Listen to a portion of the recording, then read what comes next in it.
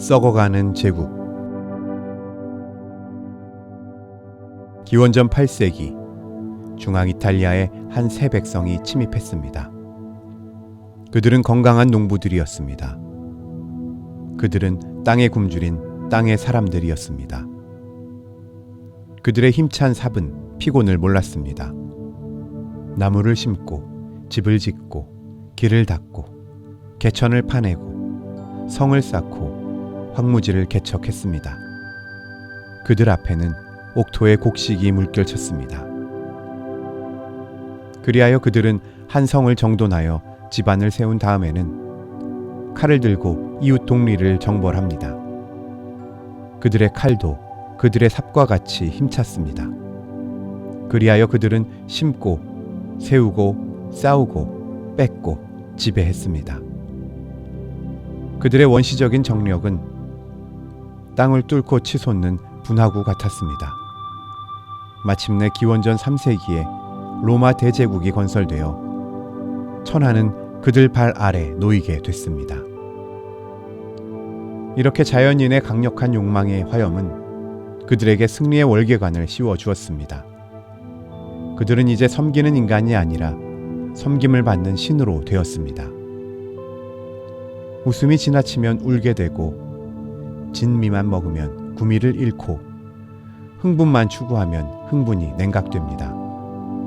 흥분이 좀처럼 안 되는데 흥분을 하고 싶습니다.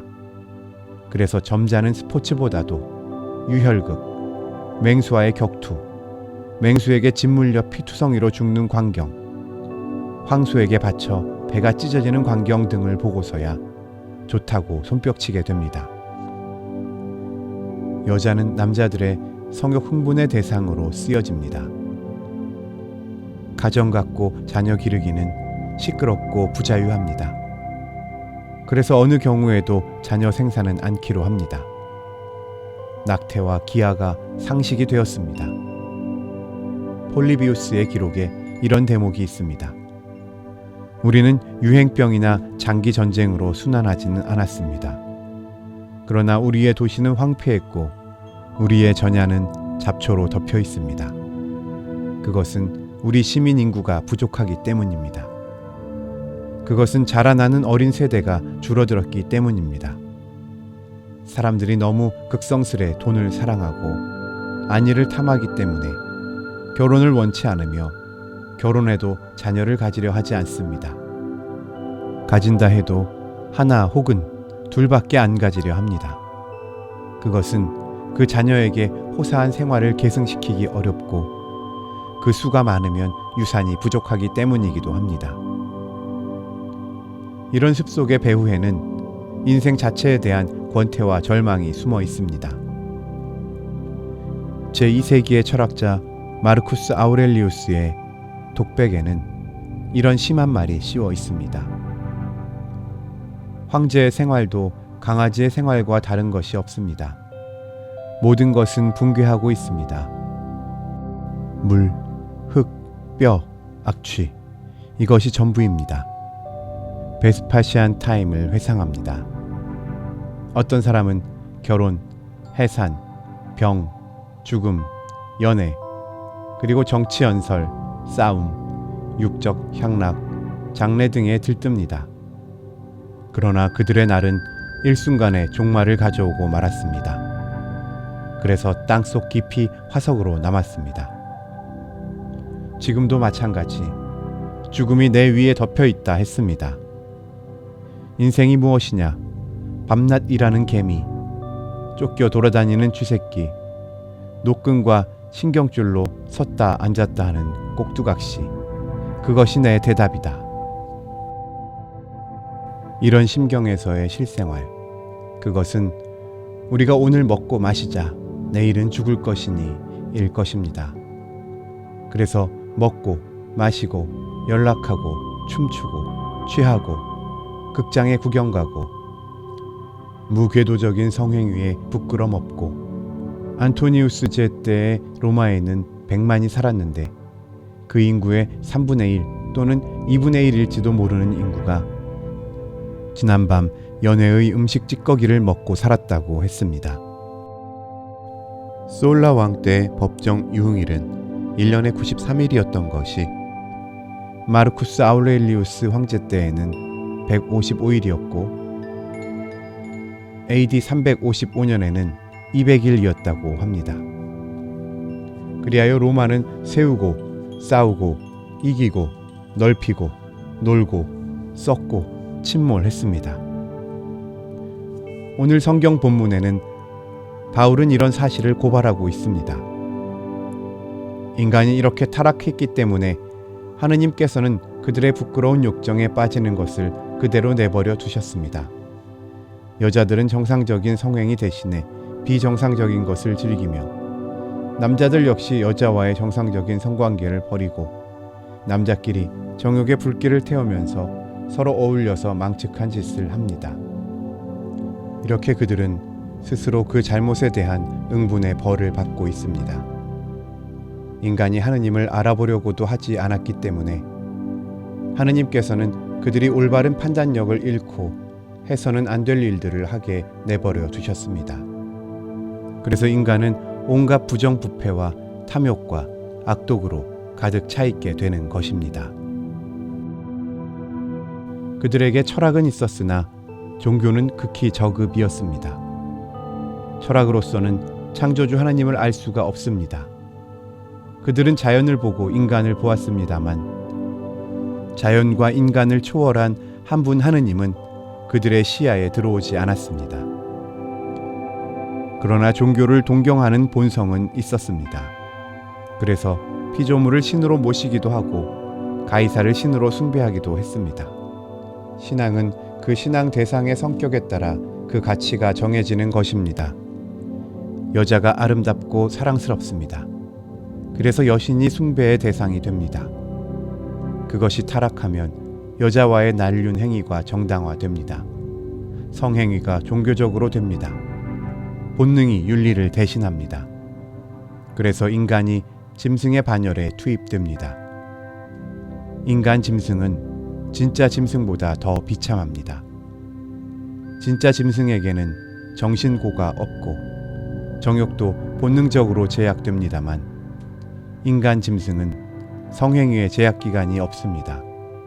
그래서 무제한 방탕할 수 있습니다. 거기에 짐승이 아니면서 짐승 노릇하는 것이기 때문에 정신고가 겹칩니다. 거룩한 창조주 하느님과 그의 계율에 순응하는 때에만 자기를 이기고 더 높은 차원의 가치를 차지할 수 있게 됩니다. 육정적인 수적 행위는 스스로 부끄러워 못하게 됩니다. 그 대신 더 높은 도덕과 종교의 세계에 진입하게 됩니다. 우리는 지금 미국과 러시아의 거대한 건설 능력을 봅니다. 그 간단 없는 확장 운동을 봅니다. 그들의 세속주의적, 무신적, 물질주의를 봅니다. 그대로 돌진하면 서로 물고 먹어 피차 멸망할 것도 대략 짐작이 갑니다. 그들은 마치 말을 타고 동서남북으로 동시에 달리려는 것 같습니다. 결국 현운증에 낙상한 것이 아닐까 우려됩니다. 그들은 그들의 마음에 하느님 모시기 싫어하므로 하느님도 그들의 상실된 마음대로 버려두시는 것이라고 말할 수 있을 것입니다. 러시아에는 억지로라도 동결시키는 정치력이 있어서 인간이 얼음덩이 같이 되기는 해도 썩지는 않는 것 같습니다. 미국은 자유기 때문에 인간 동결은 없지만 그 대신 썩는 작용도 능률적입니다. 그러나 미국에는 교회 세력이 광범위하기 때문에 음으로 양으로 청심제를 보급하여 부패를 견제합니다. 그러면 우리나라는 어떠합니까? 모두가 반중건중입니다. 동결도 방부제도 발동이 제대로 걸리지 않은 자동차 같아서 부릉부릉 소리는 요란하나 추진은 안 됩니다. 비열과 아첨과 모략과 태만과 배신이 정상으로 버젓합니다. 부패는 듣기 거북한 단어니까 부조리로 고치자고 합니다. 썩은 녀석도 썩었다면 듣기 싫은 것 같습니다. 그만큼 양심이 남아있다는 것이 소망이라면 소망이겠습니다. 이런 가운데 소수의 크리스찬이 있었습니다. 당연히 빛과 소금이어야 하겠습니다. 이제 우리는 이 적은 무리에게 미래를 걸면서 아래의 몇 가지를 요청하기로 합니다. 하느님으로부터 이탈한 것이 모든 악의 근원이니 다시 하느님께로 돌아오라는 선교 활동을 강화하자는 것입니다. 그들과 우리 자신들의 과오를 하느님과 사람 앞에 드러내야 하겠습니다. 평안히 건덕이니 하는 보호색을 입은 기회주의자로서는 이 기구화한 부패를 막아낼 수 없습니다. 오히려 부패를 조장하는 것이 될지 모르겠습니다. 우리 자신이 신학적 혁신운동에 참전해야 하겠습니다. 자기 교회 농성주의자로서는 동면 중에 두꺼비 같아서 여갈이 인간밖에 안 될 것입니다. 그런 인간에게 혁신을 기대할 수는 없습니다. 변화시키는 종교, 생활하는 종교가 기관 종교와 말의 종교를 대신해야 하겠습니다. 우리는 대로마의 몰락을 보았습니다. 우리는 현대의 대로마인 현대 문명의 몰락을 예견합니다. 그 중에서 적은 무리인 새 크리스찬의 위대한 미래를 보았습니다. 모름지기 자중하고 준비해야 할 것입니다. 가장 어두웠을 때 별이 나타난다. 꿀벌이 꽃에서 꿀을 훔쳐가지만 그는 꽃에 무엇인가를 남기고 간다. 하느님이 멸하시려 할 때 우선 그를 미치게 한다. 하느님의 맷돌은 더디나 그 가루는 부드럽다.